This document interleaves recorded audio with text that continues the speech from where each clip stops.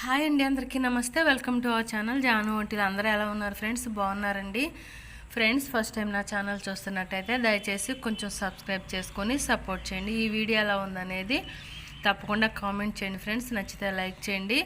మీరు కామెంట్ చేసినా లైక్ చేసిన ఫ్రెండ్స్ ఈ వీడియో అయితే ఇంకొంతమందికి రీచ్ అవుతుందండి.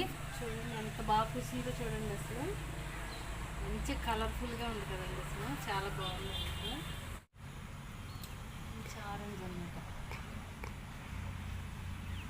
అటు వస్తా ఫ్రెండ్స్, ఈరోజు మన వీడియో వచ్చేసండి వేడి వేడిగా పచ్చిమిర్చి బజ్జీ అండి. సింపుల్గా ఈజీగా అనమాట. నేను ఒక 8 పచ్చిమిర్చి తీసుకొని ఘాట్లు పెట్టేసి లోపల ఉన్న విత్తనాలన్నీ తీసేసానండి.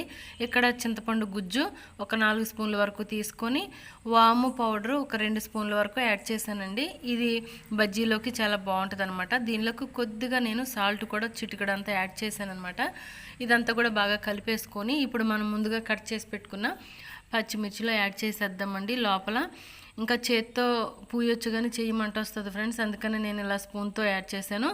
ఇదంతా కూడా కొంచెం లోపలంతా కూడా పూతలాగా వేసేసుకుంటే బజ్జీ అయితే పుల్ల పుల్లగా కారం కారంగా చాలా బాగుంటుందండి. ఇప్పుడు నేను ఈ 8 పచ్చిమిర్చిలో కూడా ఇదంతా కూడా పెట్టేశానండి. ఇదంతా పక్కన పెట్టేసుకొని పైన మనం బజ్జీకి పిండి అయితే కలిపేసుకుందాము. ఇక్కడ నేను 1 కప్పు వరకు బజ్జీ పిండి తీసుకున్నానండి. ఒక 150 గ్రాములు తీసుకున్నాను. దీనిలో బియ్య పిండి 2 స్పూన్లు యాడ్ చేశానండి. సాల్ట్ సరిపడినంత, కొంచెం పసుపు, కొద్దిగా కారం అండి. కారం కొంచెం తినేవాళ్ళు యాడ్ చేసుకోవచ్చు. కొంచెం సోడా ఉప్పు అండి, తినే సోడా అంటారు కదా, అది కొద్దిగా ఒక 2-3 చిటికలు అనమాట. మరీ ఎక్కువ వేయకూడదు, ఆయిల్ ఎక్కువగా పీల్చుతుంది. ఇప్పుడు సరిపడినంత కొద్దిగా వాటర్ వేసుకుంటూ మనం దోసపిండికి ఎలా కలుపుతామో దానికంటే కొంచెం దగ్గరగా అండి. దోసపిండి కొంచెం లూజ్గా కలుపుతాం కదా, ఇది కొంచెం దగ్గరగా అయితే సరిపోతుంది. చూడండి ఈ విధంగా కలిపెట్టాను. మరి మందంగా అయినా బజ్జీ బాగుండదండి, రుచి బాగుండదు. బజ్జీ కొద్దిగా పలచగా ఉంటేనే బాగుంటుంది. చూడండి ఇప్పుడు మనం అయితే రెడీ చేసాము. స్టవ్ వెలిగించి ప్యాన్ పెట్టేసి ఆయిల్ బజ్జీకి మునిగేంత వరకు ఆయిల్ పోసామండి. ఆయిల్ వేడైందనమాట. ఈ పచ్చిమిర్చిని ఈ బజ్జీలో బాగా కలపాలండి. అంటే లోపల చీల్చాం కదా, దానిలో కూడా ఈ పిండి వెళ్ళేలాగా మనం బాగా కలపాలి. కలిపేసేలాగా చక్కగా బజ్జీలన్నీ వేసుకోవడమే ఫ్రెండ్స్. ఈజీ అనమాట. చూడండి నేనైతే ఇలా బజ్జీలు వేసేసుకోవడమేనండి. కొంచెం జస్ట్ ఒక 5-6 సెకండ్స్ ఆగిన తర్వాత అప్పుడు కదపాలండి. ఇవంతా చూడండి చక్కగా వేగిపోయినాయి. ఇలా గోల్డెన్ బ్రౌన్ కలర్ వచ్చే వరకు వేయించేసుకొని వేడి వేడి బజ్జీలు అయితే తీసేసుకోవడమే ఫ్రెండ్స్. ఇక్కడ నేను బజ్జీలు తీసి టిష్యూ పేపర్లో వేసేసానండి. చూడండి ఇక్కడైతే నేను వేడి వేడి బజ్జీతో అలాగే ఉల్లిపాయ, కొత్తిమీర, అలాగే చూడండి నిమ్మకాయ ముక్కలతో రెడీ చేశానండి. ఒక 3 బజ్జీలు అయితే కట్ చేసి పెట్టాను. చూడండి ఈ విధంగా ఉల్లిపాయని దీనిలో యాడ్ చేసేసి కొత్తిమీర కూడా యాడ్ చేసి నిమ్మరసం కొంచెం లైట్గా చల్లేసి తింటే చాలా అద్భుతమైన రుచి ఉంటుందండి.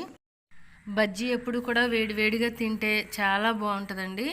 చూసారు కదా, సింపుల్గా ఈజీగా నేనైతే ఈ బజ్జీలు చేసేసాను. ఇక్కడైతే ఉల్లిపాయ లేని బజ్జీ తింటున్నానండి. అస్సలు మంట లేదనమాట. కొంచెం కారం తినాలి అనుకునే వాళ్ళు లోపల గింజలు ఉంచితే కొంచెం మంటగా అనిపిస్తుందండి. నేను గింజలు తీసేసాను కాబట్టి అసలు మంట పెద్దగా లేదనమాట. చాలా రుచిగా ఉంది ఫ్రెండ్స్. అలాగే బజ్జీ కూడా పర్ఫెక్ట్గా వచ్చింది. చూడండి లోపల చూడండి ఎలాగ స్టఫ్ శనగపిండి అయ్యిందో, చాలా కమ్మగా ఉంటుంది అనమాట. ఈ రెసిపీ నచ్చితే తప్పకుండా ట్రై చేయండి ఫ్రెండ్స్. ఇక్కడైతే మన మొక్కలు కొంచెం చూసేయండి.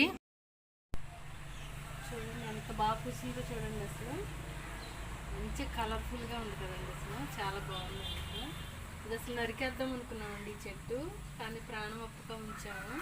చూడండి ఎంత బాగా వచ్చిందో, కలర్ఫుల్గా ఉంటుంది. చాలా అందంగా ఉంది.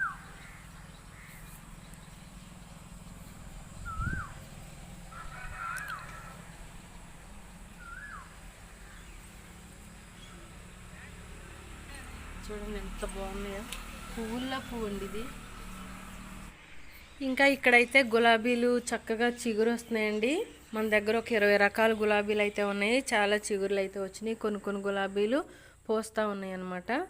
ఇంకా వర్షాకాలం అంటే గులాబీలు చాలా బాగా పోస్తాయండి. పచ్చదనం కూడా చాలా బాగుంటుంది. చూడండి ఈ విధంగానైతే వర్షాకాలంలో కలర్ఫుల్గా ఉంది మొక్కలు అయితే. చూడండి ఇక్కడ గులాబీ ఎంత చిగురిచ్చిందో. అలాగే మన మల్లి చెట్టు అడపా 4 పూలు పూస్తూ కొనసాగుతూనే ఉందండి. చూడండి, ఈ పక్క చూసినట్టయితే గులాబీలు బాగా చిగురించినాయండి. అదేవిధంగా చక్కగా లైట్గా పూలు కూడా పూస్తున్నాయి, స్టార్ట్ అయినాయి అనమాట. ఇంకా చాలా బాగా వస్తుందండి మొక్కలైతే. ఇంకా మనం కొన్ని కొత్తిమీర అవి కూడా వేసాను ఫ్రెండ్స్, తర్వాత చూపిస్తాను అనమాట. ఇక్కడ నేను ఒక గులాబీ అయితే తీసుకున్నాను, పెట్టుకున్నాను అనమాట. ఇంకా మన పెరట్లో గులాబీలు సూపర్ కదండి ఫ్రెండ్స్. ఈ వీడియో ఎలా ఉందనేది కామెంట్ చేయండి. మరొక మంచి వీడియోతో మీ ముందుంటాను. Thanks for watching.